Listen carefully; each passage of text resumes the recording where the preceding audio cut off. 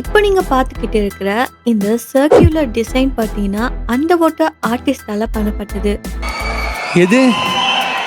White spotted buffer ஃபிஷ்னு சொல்லக்கூடிய ஒரு சின்ன மீன் தான் டேய் அண்ணனை பத்தி சொல்லுங்கடா. இந்த பெர்ஃபெக்ட்டான சர்க்குலர் டிசைனை கிரியேட் பண்ணியிருக்கு. இதோட மேட்டிங் சீசன் வந்த உடனே கடலோட ஃப்ளோர்ல பார்த்தீங்கன்னா, இந்த மாதிரி பெர்ஃபெக்ட்டான ஒரு சர்க்குலர் டிசைனை கிரியேட் பண்ணும். ஆஹா. ஸோ இதோட ஆச்சரியமான விஷயம் என்னன்னா, இந்த டிசைனை அதோட வாய் மூலமா இல்லாம அதோட துடுப்புகளை யூஸ் பண்ணி ரொம்பவுமே ஸ்லோவா பொறுமையா பார்த்து பார்த்து ட்ரா பண்ணும். இதுக்காக மணித்தியாலங்களுக்கு மேலேயுமே எஃபோர்ட் போடும். எங்க தலைக்கு எவ்வளவு தில்லு பத்தியா?